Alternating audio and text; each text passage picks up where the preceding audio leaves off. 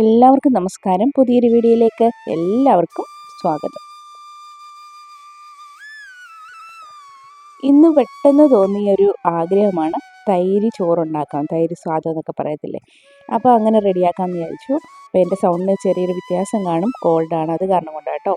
അപ്പോൾ ആദ്യം തന്നെ നമുക്ക് ചോറിരിപ്പുണ്ടായിരുന്നു, പിന്നെ അതുപോലെ തന്നെ എണ്ണ ഒഴിച്ചിട്ട് നമുക്ക് കടുക് പൊട്ടിച്ചെടുക്കാം. കടുക് പൊട്ടിച്ച് പെട്ടെന്ന് തന്നെ നമുക്ക് റെഡിയാക്കി എടുക്കാം.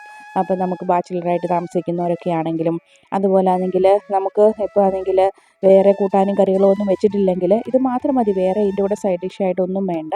അപ്പോൾ നമുക്ക് പെട്ടെന്ന് റെഡിയാക്കി എടുക്കാൻ പറ്റുന്നേ ഉള്ള ഒരു ചോറാണ് കേട്ടോ. ഇഷ്ടമുള്ള തൈരൊക്കെ കൂട്ടി കഴിക്കാൻ ഇഷ്ടമുള്ളവർക്കാണെങ്കിൽ ഓക്കെയാണ്.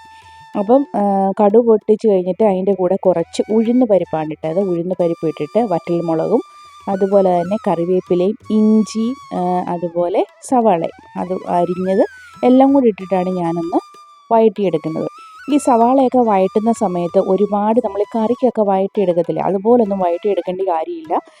അപ്പോൾ നമ്മൾ ഈ ചോറിങ്ങനെ കഴിക്കുമ്പോൾ ആണെങ്കിൽ ഈ സവാളയൊന്ന് കടിച്ചൊക്കെ കഴിക്കുന്നതെന്ന് പറഞ്ഞുകൊണ്ട് ഒരു പച്ചച്ചുവ അത് മാറുകയും ചെയ്യണം.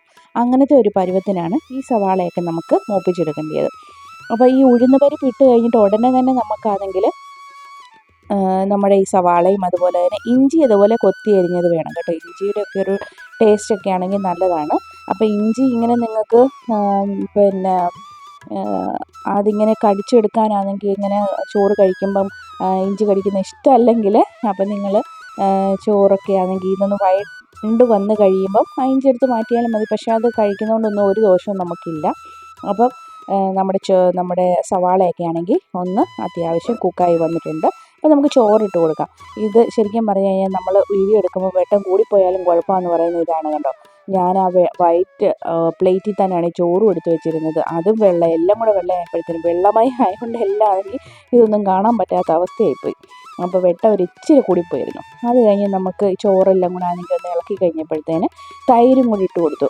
ആവശ്യത്തിനാണെങ്കിൽ ഉപ്പാണെങ്കിൽ ഓൾറെഡി സവാള വഴറ്റിയപ്പോൾ ഇട്ട് കൊടുത്തിട്ടുണ്ടായിരുന്നു. അപ്പോൾ വീണ്ടും നമുക്ക് ഉപ്പ് പാകത്തിനാണോ അല്ലയോ എന്നൊക്കെ നോക്കിയിട്ട്, കാരണം ചോറിട്ട് കൊടുത്തു കഴിഞ്ഞ് തൈരൂട്ട് ഇട്ട് കൊടുത്തു കഴിയുമ്പോൾ നമുക്ക് വീണ്ടും കുറച്ച് ഉപ്പ് കൂടെ ആവശ്യമുണ്ട്.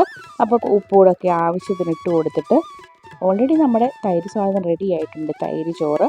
അപ്പോൾ ഇവിടെ എനിക്ക് ഒത്തിരി ഇഷ്ടമാണ്. മോക്കാണെങ്കിൽ അവൾ പറയുന്നത് അവൾക്ക് ഈ ഒരു ഉഴുന്ന പരിപ്പൊക്കെ ഇങ്ങനെ ഇടയ്ക്ക് ഇങ്ങനെ കടിക്കത്തില്ലേ, അങ്ങനെ ഭയങ്കര ഇഷ്ടമാണ് കേട്ടോ.